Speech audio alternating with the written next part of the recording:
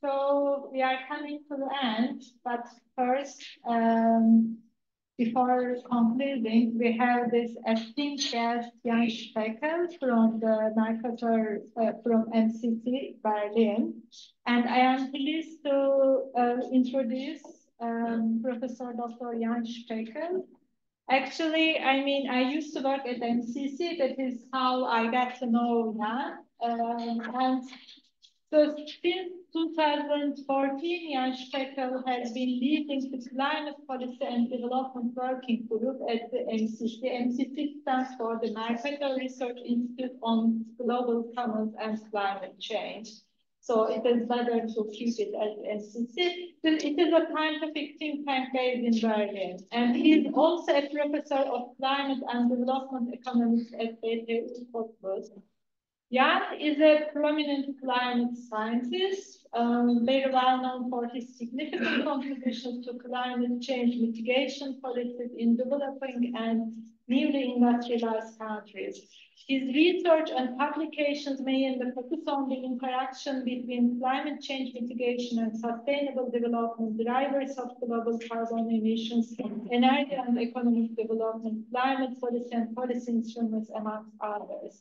And he earned his PhD in economics from TU Berlin and holds a master's degree in the industrial engineering from the University of Helensburgh and the University of Southern Denmark. From 2007 to 2013, he worked at the Potsdam Institute for Climate Impact Research. And in 2023, he was the guest professor at the University of Gothenburg. Jan has authored multiple articles, academic articles, with his work appearing in top-field journals. And he has also contributed to the IPC special report on renewables, as well as its 5th and 6th assessment reports. Notably, he led a chapter on phasing out coal for UNEP emissions gap in 2017. And currently, he is co-leading the emission pricing for development initiative. So I don't want to take all his time to talk about his achievements. And so it is a great pleasure to host Jan. Thanks for accepting our invitation. And yeah, I mean, the floor is yours for the insights on just transition. Yeah, thank you very much, Sinem, for these very kind of introductory words.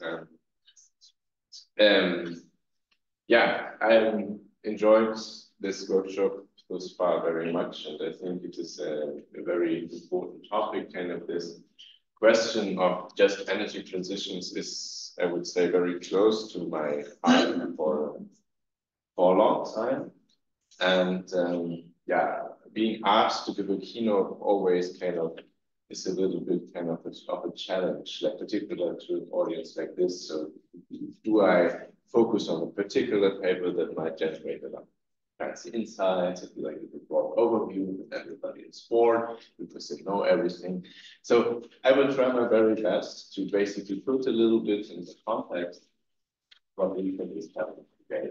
And talking about that accessible and politically feasible on the multiple dimensions of those energy conditions, and I should maybe also say on the multiple challenges of just energy. But let me start. I think it's always good to kind of think a little bit or to take a step back and think, why are we actually discussing about this? And I think the key reason why we are discussing about kind of energy transitions is this graph, which is basically kind of showing us kind of the cumulative emissions that we kind of still have to expect, as shown by the IPCC, kind of from the existing energy infrastructure and beyond. And basically what you can see is that what is kind of already in the pipeline in terms of all sectors, in particular kind of by the electricity sector, is more or less kind of depleting the carbon budget that we still have to kind of achieve the 1.5 degrees Celsius. And it is even kind of scratching at the carbon budget that we still have for the 2-degree target if we basically take into account what was proposed. So somebody mentioned this already today, it will not be new. Like, even though we might kind of discuss a lot how to phase out coal and fossil fuels, the inconvenient truth is that we are still in a world where the global coal capacity is growing year by year. And to achieve those goals, basically, we have to, and this is again a figure this is not from the IPCC, but from an underlying publication that was prominently featured in the IPCC, which basically tells us that, like, if we want to achieve those targets that, like, the global community has agreed upon, then just looking into coal, we need to phase out coal by like 30 to 70% across the globe, and not somewhere in the distant future, but this decade. And this decade is already 4 years in, actually, right? Like, I mean, these actually IPCC report and the research kind of the IPCC report that is actually building on is already quite a few years old. So, like, I think it is fair to say, and I don't want to go into too much detail of the graph, but like, basically, I think it's fair to say that we are profoundly off track. So, having this in mind and like being mindful of like okay, we have basically to think about an energy transition. Then basically, let's think about how can we actually make this acceptable for a broader public. And there's very nice research on what actually makes policies, climate policies, energy policies, etc., acceptable. And what is basically most important out of all kinds of factors are two things. It is effectiveness and it is fairness. Fairness actually is even ranked more highly fair. So what we need to basically do is we do not only have to kind of be successful in this energy transition, but they also have to be just not, there are many reasons why we can argue for a just energy transition, but also based on kind of acceptability. Because if we don't manage to make it fair to the broader population, then we likely don't get those policies across. And if that is not happening, what basically we can expect is that kind of job and economic losses in the fossil fuel industry may be perceived as very, very unfairly. And this is independent of whether this is due to market forces or whether this is kind of a political choice. Market forces, for example, if you think at the US, where more or less natural gas has driven out coal of the electricity sector, or whether it is a political choice, such as, for example, in and I actually think that this is also extremely important because, like, otherwise I fear that climate and energy policies that we will see in the future will further polarize our societies around those debates on climate change. And of course, basically, those concerns can be picked up by unions, by workers, by other fence-line communities about transition impacts, and then be adopted eventually also by political parties and candidates. So my point here is that kind of like, in a way, if we think of successful climate policy that eventually is also acceptable to the broader public and policymakers, then we also need to think about just transitions. And what do we mean? I go over this relatively quick because you probably know this better than I do. So just transitions is a terminology that kind of roots in the 1970s. It has actually been brought forward mainly by the North American trade unions. And I think what is important to remember is that there is a very severe focus on workers. And it has eventually, however, evolved to include a broader agenda to invest to transition towards environmentally and socially sustainable jobs. It has been recognized in international agreements at COP16 very prominently at Cancun. It is, you mentioned that earlier, recognized the preamble of the Paris Agreement. It is also mentioned in the Glasgow Declaration. And the earliest definition, however, is by the ILO, basically a just transition means treating the economy in a way that is fair and inclusive, as fair and inclusive as possible to everyone concerned, creating decent work opportunities and legal.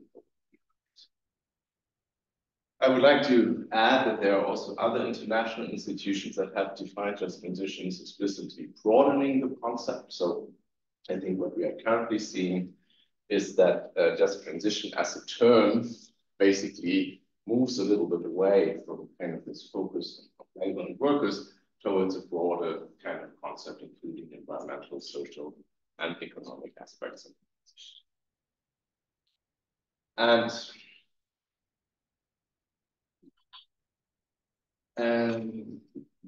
so what I think is also interesting to look at that if we look into the term just, what is actually considered to be just. And I think it is very important to have in mind that there are justice dimensions behind that are all important to make a transition just. And they include procedural justice, so basically that affected parties are consulted meaningfully and continually. That it is about distributional justice, so basically kind of that it is about sharing the benefits of the transition fairly and equitably. But also, and I think those two dimensions are often forgotten, that we also have to care about recognitional justice, so recognizing that there are existing injustices, inequalities, etc., and restorative justice, so basically thinking about compensation. What I would like to basically do now in this talk is to highlight 3 specific challenges for a just transition. So I think if we want to understand how a just transition in the end can work, we need to be mindful about first that we really fully understand the spectrum of costs and benefits, including the challenges to develop. Second, that we really identify the political economy of, in this case, coal, big coal, but we could mention anything like oil, etc. And that we really understand the impact on consumers, workers, and industry. So you realize that this is already kind of broadening a little bit the classical understanding of just transitions. And we wrote this up in a commentary a couple of years back, but I still think that is kind of important to take all of these 3 dimensions into. So let me start with the first one, with the challenge of development. Because let's take a step back. Basically, arguably in the past, emissions, energy use, fossil energy use have been widely kind of correlated with poverty evaluation. And also, what we also need to acknowledge is that the current ongoing compensation investment to the growth capacities, etc., is something that is driven by developed economies.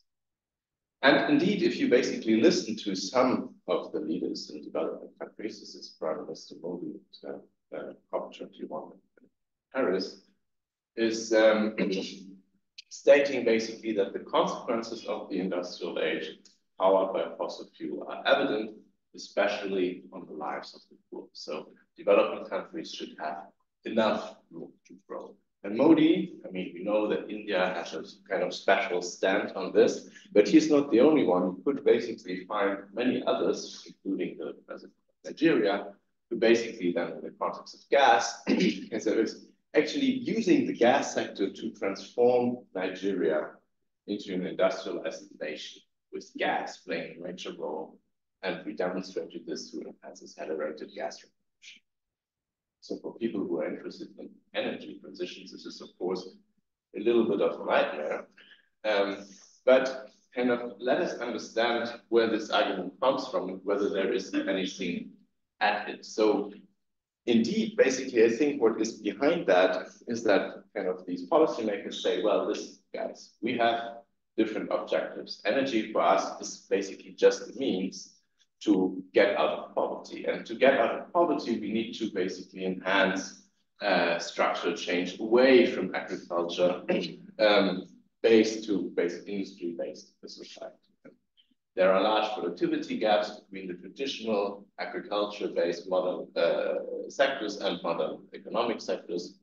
So just as an illustration, basically, that the productivity grows, which in the end drives GDP, which in the end majorly drives poverty eradication, at least at low levels of income, basically is in those sectors. So a redistribution of labor from agriculture to manufacturing is a key driver for development. And what I think is fair to say is that like policymakers in the global south often hear, we come and say, just transition or at least kind of phase out coal, do not invest in fossils.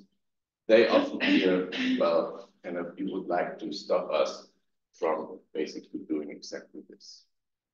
So let us basically have a look whether there is anything to this argument, right? Like, I mean, what can we say about this?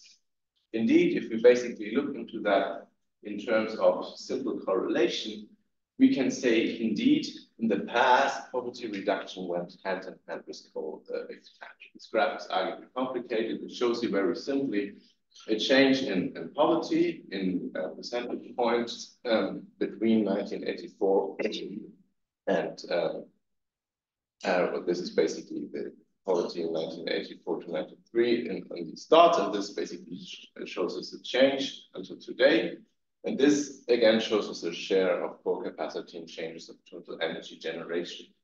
And you can see that those countries that have been very successful eradicating poverty have also been kind of incredibly increasing the share.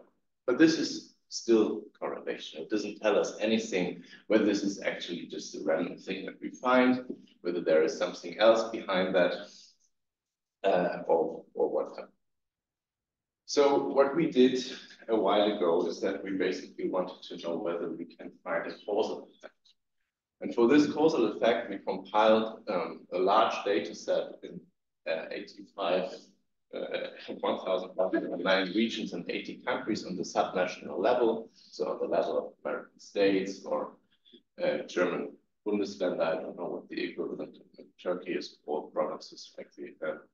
So on this level, and we had a comprehensive level that covered 90% of basically the global electricity capacity that has ever been installed. And we were asking the question, is it true?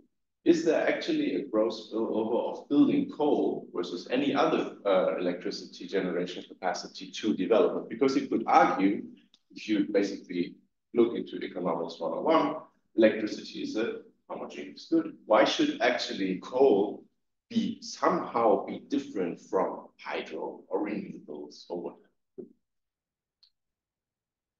We basically do that in a way that we can have kind of an event study setup. We exploit the fact that actually coal power plants, actually any power plants, are subject to plausibly random delays to mitigate indigeneity issues in a technical mode, and have basically an event study set for the entire globe. And we find that coal-fired power plants indeed increase regional GDP around the time of coming online. And we do this not only for coal. I don't show this because I only have 45 minutes to bother you here, but like we do it also for hydro, we do it for renewables, we do it for gas, etc. We only find it.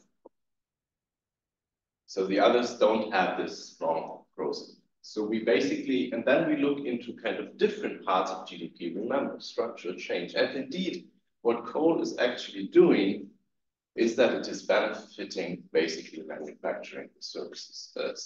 So this argument brought forward by Modi, brought forward by others, that we tend, and I include myself, to kind of reject and say, come on, you can also build renewables, is actually true.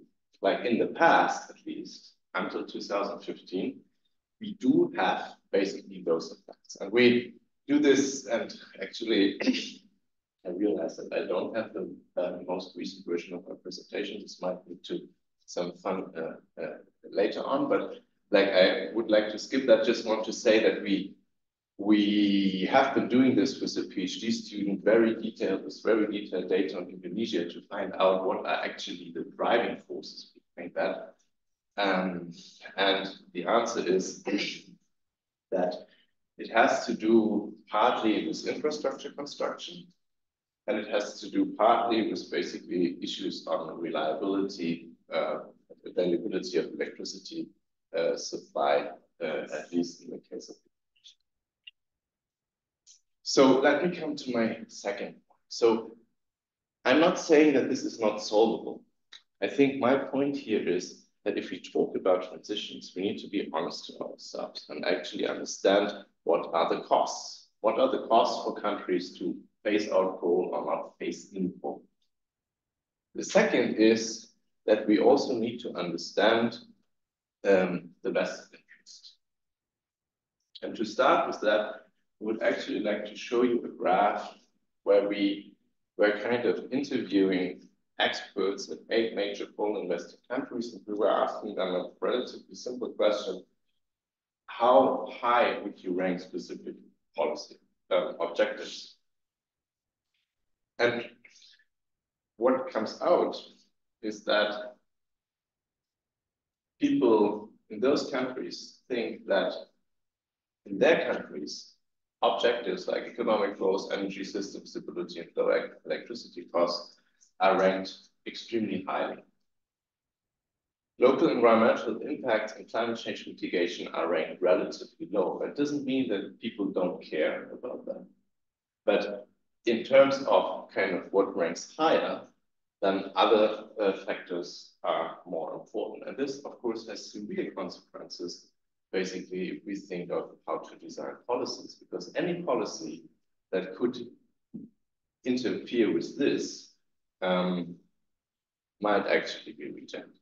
So the question is, how do we manage that? How do we align our low carbon transitions, for example, phasing out coal, with the objectives that policymakers in those countries have? And I think it is important that we address it in policies. But remember that kind of these just transitions we are talking about, and we had these nice kind of examples from Spain, but also come back to that, where I would say it has by and large been worked very successfully. But remember, basically, it requires a lot of institutional effort. But most of the coal-fired power plants, the just transition efforts that we are talking about, are not happening in countries such as Spain or Germany or the UK, where we have a certain level of institutional quality. But they do actually happen in countries that are not even democracies. So colleagues of mine at MCC basically clustered or built kind of clusters of political economy factors, including corruption, democracy, trust, climate awareness. And they found that kind of this cluster coal development is very severe. It holds kind of most of the global emissions. It holds 4 billion, 3.5 billion people. And if you look into these indicators, then you see that they rank relatively low. So 47% of global emissions in coal-dependent states, where we actually think of just transitions, happen in countries that are politically and institutionally challenged. So and now basically I'm missing a few slides, but let me explain it. So what we did at MCC is that we wanted to understand that in a very systematic manner. What is the political economy of coal? We have published a book on this, which built on 15 very in-depth, detailed case studies, built on a framework that we have developed to make sure that those case studies can in the end be compared. And in the end, basically, what we could do is that we clustered countries based on specific actors, objectives, and contexts relevant for the political economy. And we clustered those countries in phase-out countries, into established coal users, into phase-in countries, and into export-oriented countries, because we found that for those countries, the challenges that come from the political economy are very different. So countries that are already phasing out coal, such as Germany, such as the United States, such as the US, arguably have very different challenges compared to countries such as Vietnam, for example, or others that phase in coal, or countries that have a lot of coal for export, such as Colombia or Australia or Indonesia. Excuse me, what are the percentages? Yeah, these are the number of power plants, or actually, these are the coal-fired power plants that we have, the globe that we had in 2022. It's been growing a bit, and how much of those basically are located in those different categories. So, like 73% of the global coal capacity is actually located in countries that are that we label established coal users. And we can kind of draw lessons for policy making. And I would like to basically focus on the key variables here. And they are very different. It doesn't mean that, like, kind of, for example, vested interests are not that we identify to be most relevant in established coal users, India, China, etc., are not relevant in the other countries, but they are most relevant. In other countries, for example, in the phase-out countries, it is really about acceleration of efforts. So countries are more or less on track. So the question is, how do they achieve ambitious targets? If you take the example of Germany, Germany had a basically discussion when to phase out coal. Some were happy with that, some said, okay, it's too late. So how can we actually accelerate this to, for example, achieve a full phase-out? In phase-in countries, we find that it is really about the cost of alternatives. Remember, they have not yet fully built kind of lobbies, interest, coal. They are still building the electricity system. So vested interests are less relevant, but what is relevant there is that they say that they often find themselves in a world where for them, investing in alternatives such as renewables is still expensive because they have to deal with high interest rates, etc. And when it comes to export-oriented countries, such as Indonesia, for example, there this economic dependence also on the regional levels of the market, on how to deal with the fact that you had some numbers, I think, in your introduction, right? Like that basically in a certain region, 6% of the entire labor force is in the sector. And I would argue what is even more important than the labor force is the budget.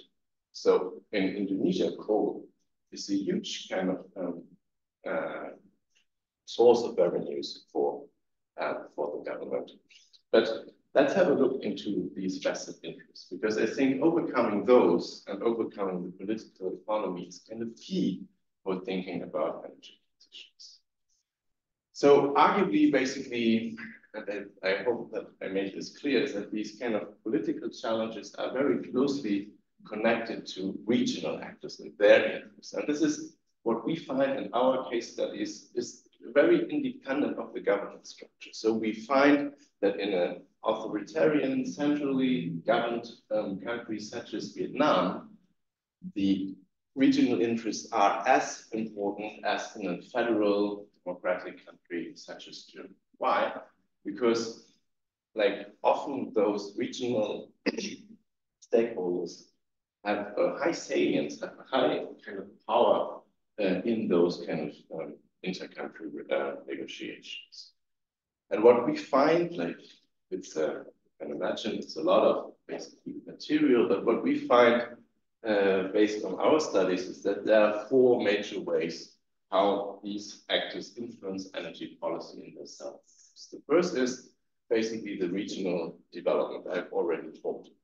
But you can kind of imagine that if this is the case, then you immediately have pressure from regional actors to build more coal. Country where this has happened very prominently, for example, during COVID, is China.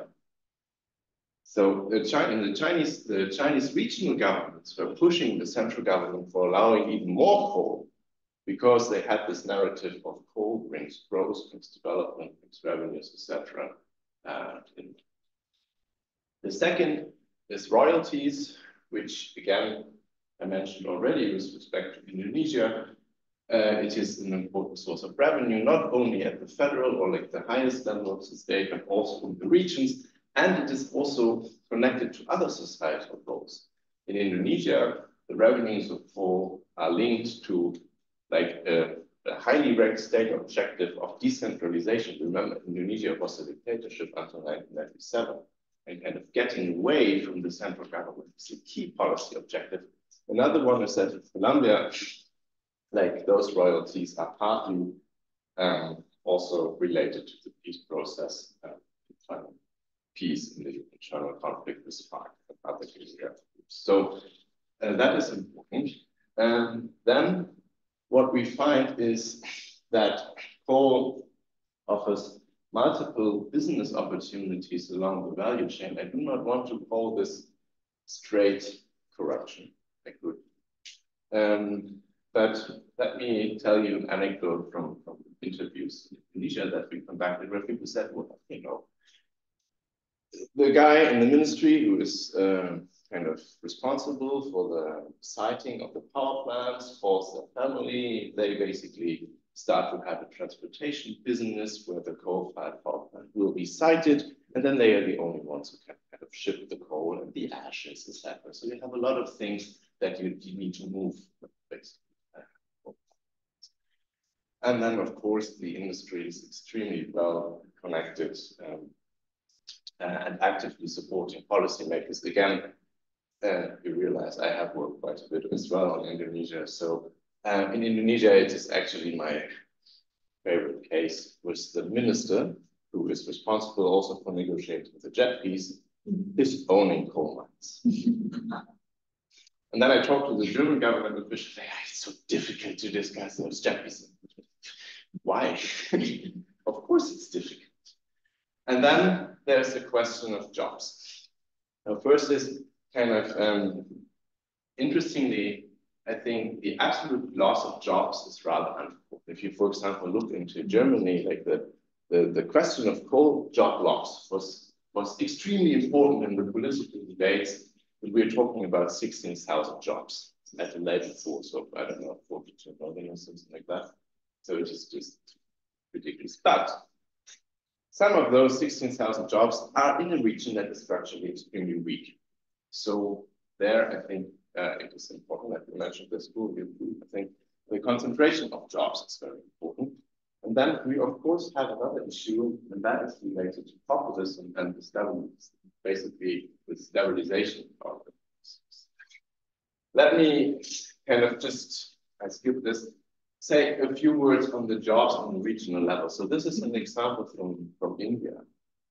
And again, it shows that the coal employment losses from a transition away from coal would be in regions that are very poor.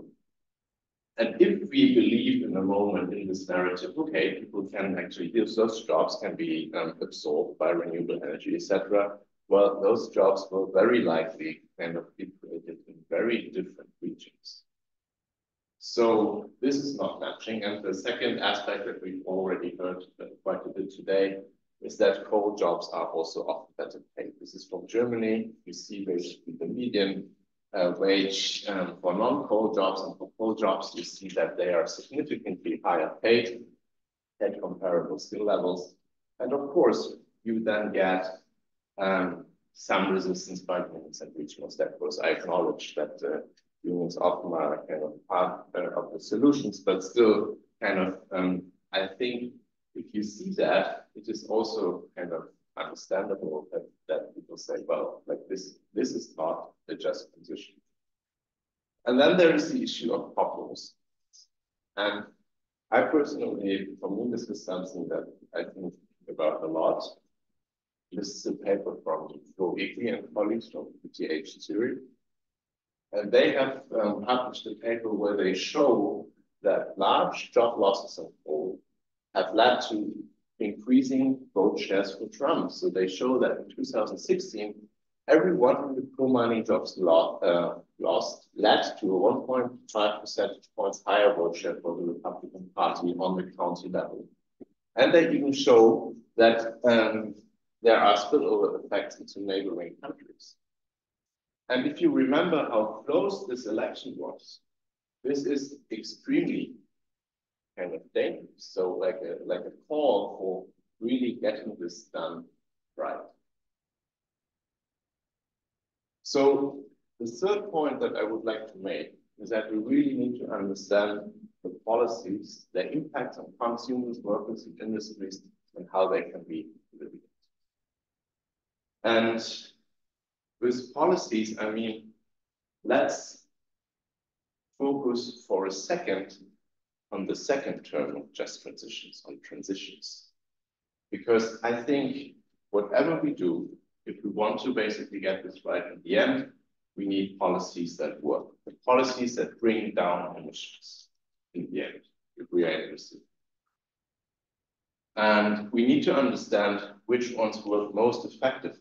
And this is, like, I argue, kind of still a huge gap in the literature. There's a new paper by colleagues, including from the MCC,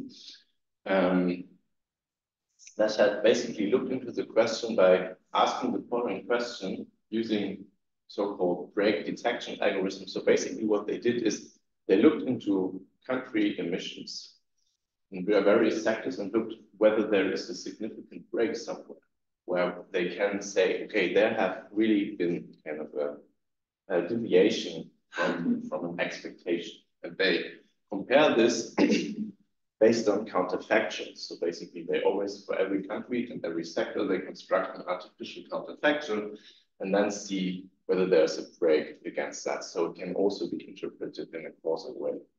And what the results actually show that the policy mixes are important.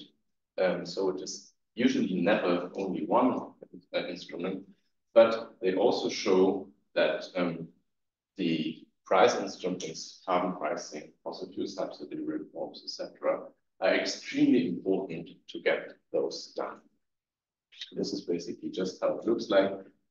We can look into one example here. So for example, China, what they do is they detect a break here, and then they identify an effect of policies. And in the last step, they kind of look what kind of policies have actually been issued here. And in this case, they find that there are the various pilot ETS, like emission trading schemes in China, and a fossil fuel subsidy reform that can actually be made responsible. But if it is about kind of this carbon pricing issue, right, then, and we think about kind of this global reform, then I think we have to think about, can they actually work in every country context? Because we know quite a bit about carbon pricing. We know that it requires access to capital and high price pass-through to be effective.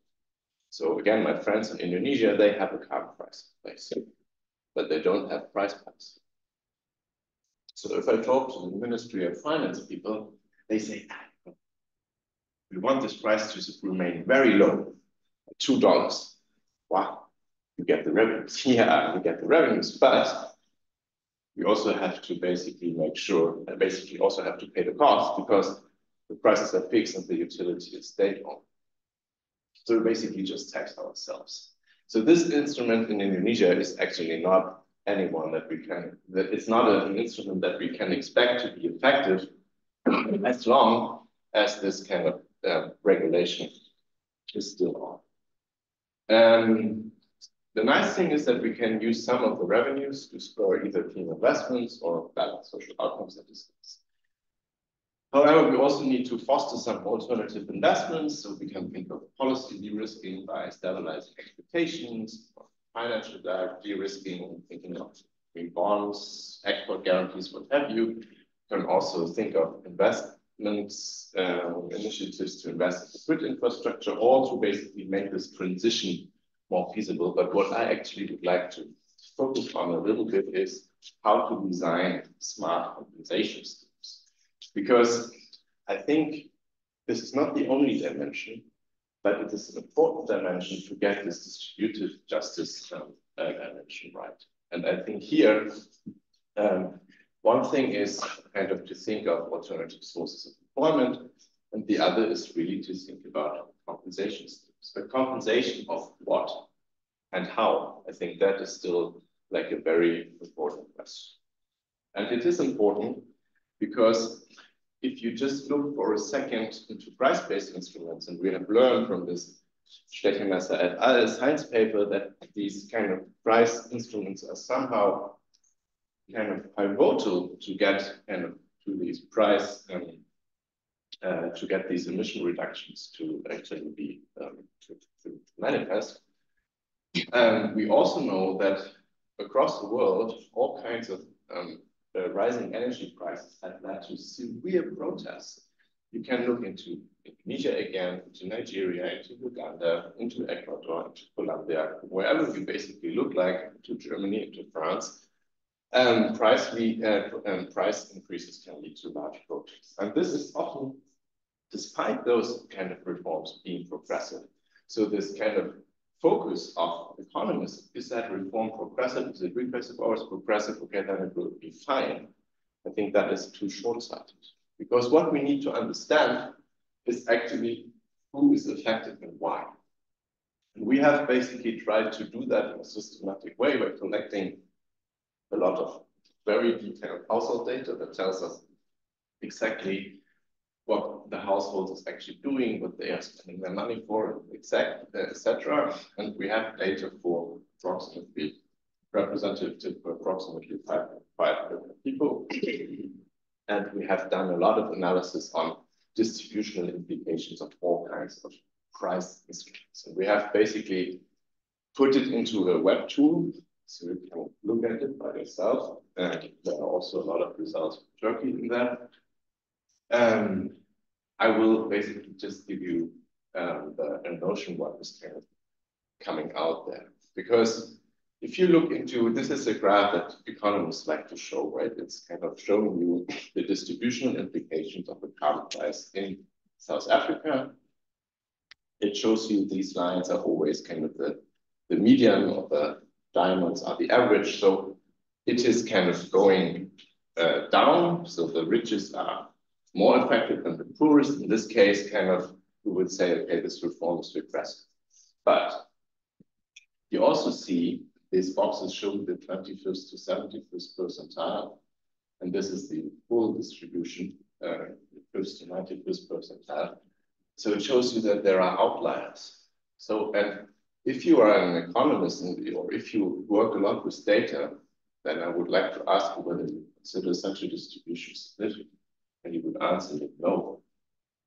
So you see that even some of the richest are very highly affected, and even more so, some of the poorest are very highly affected. And the spread is huge. So we need to understand the spread if we are talking about compensations. Because if we just basically spread it out equally, as we also would kind of usually recommend, just to do lump sum transfer, etc., we will still have people who might be affected extremely different. So what we do is that we go into our econometric toolbox and use all kinds of fancy stuff like machine learning, etc. And in the end, we can identify what are actually important household activities. And in South Africa, yes, it is household expenditures, so what people spend their money for. But it is also whether they have access to electricity, whether they own a car, and so on. In some countries, it is cooking fuels, etc. Based on this, we can even cluster countries, and we can find that there are 9 distinct clusters how countries are affected. In some countries, kind of like the vertical inequality, that means whether it is progressive or regressive, is decisive, and in others it is not. One problem with that is that in this cluster A, this is the developed countries. This is basically all OECD countries, and they look very much the same. And this is also where most of the research is. Know a lot about this, talk a lot about how to redistribute revenues and how to make it more progressive. And in this cluster, it even makes sense. The problem is we don't know anything, or not much based on the literature, how to do this in a country such as Indonesia, or in a country such as Colombia or India, where we would actually kind of need to have some information to get this just positioned. So, and this is even more important if we think of kind of transfers. What we did here is that we looked into how to design kind of compensation schemes and target those that are in need. And we looked into, again, price instruments in all Latin American countries. And what we did is basically we looked into existing transfer schemes, because you could say, well, like most countries already have some transfer scheme. We can just use this to make this reform kind of equitable, fair, etc. To make a long story short is that we cannot, because if you look into Latin American countries, we find that those existing transfer schemes do not necessarily cover those that are most affected and those that are poor. And I think we need to think much more about this to how to basically get those transfers designed. And this brings me to basically the end of my talk, the discussion of which also links to the just energy transition debate is much more, because I think there are more factors to consider. Like if you think in these various justice dimensions, one can be described by mourning in the industrial past. So some communities just identify as extractive industries, especially in regions with underdeveloped economies. There's historical pride, there's patriotism, regionalism, coal built this town. For example, here in Keystone, West Virginia, you also have those towns in Germany. You also have them probably here in Turkey. So there's a lot of social bonding and conformism. So an identity issue, how do we actually convince those people? Will not just be transfers, for sure not. So I think there are a lot of policy options that we then kind of look at when it comes to a just transition, including governance mechanisms such as community roundtables, including climate and sustainability planning, like net zero commitments, like workforce developments, skilling programs. We need to think into economic development, into regional and rural development, into innovation and research and social support. But this, from a policymaker perspective, is arguably extremely complex. So we can have a look into what has been done. So governance mechanisms and climate sustainability planning has, for example, been done in Canada and Germany with a focus on kind of reconciling national priorities with local interest. There has been structural adjustments, including studying broader economic impacts of the industrial transition, and also thinking very carefully how to get new business in the region, like what is then, if you like, the industrial policy mix on the regional level that can work to get people back into the district.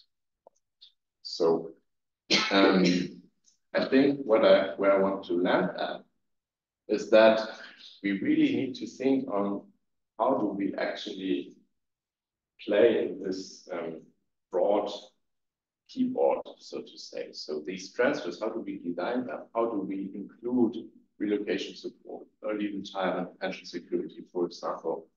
How do we think of reskilling? And how do we also think of all these other dimensions? This can pay off, I think, has been shown in Spain.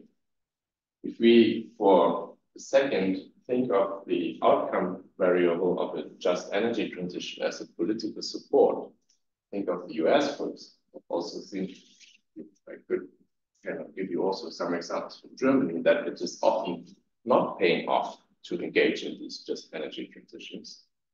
Then basically one interesting variable of interest might actually be, does a political party or a political institution that starts as just transition, it gets actually rewarded. And Spain has shown that it actually does. So if you, and in Spain, there has been kind of the just transition agreement. So the Spanish Socialist Party negotiated with communities, with labor unions, And in a paper by Bullet et al., which came out last year, they can actually show that in those communities, actually the support for the PSOE, so the Spanish Socialist Party, is actually increased after those. So it can be done. And I think this is an important lesson. So coming back to this table, and how do we now look into these various barriers? I think that the policy instruments that we need to look at are different. Those countries are at different kind of stages of their transition. I think we need to be careful not to forget this. So yes, I think price instruments, car price and subsidy, etc., are important to accelerate the efforts. But when we are talking about vested interest and state control, like the established countries, then we probably need to think about reforms that are, let's say, prior to the actual price. We need to think about regulations, the energy sector, etc. In countries that are currently phasing in, I think we need to de-risk the alternative investments, and we need to kind of think of industrial policy and manage the workforce, in particular where we have a high. What could it actually mean for the international level? I think it might mean that we need to strengthen multilateral institutions for phase-out countries. Think of sectoral agreements, for example, with regard to preferred market access for established countries and for countries that are currently phased in. I think it's extremely important to have a proof of concept, because what we have heard often in our research, case studies, etc., is that policymakers in Indonesia, for example, told us might be that your renewable energy stuff works in Germany, but we don't believe that it works in Indonesia. With our institutional, technological, human capital, etc., that we are. And when it comes to economic dependence, I think we really need to think of international transfers.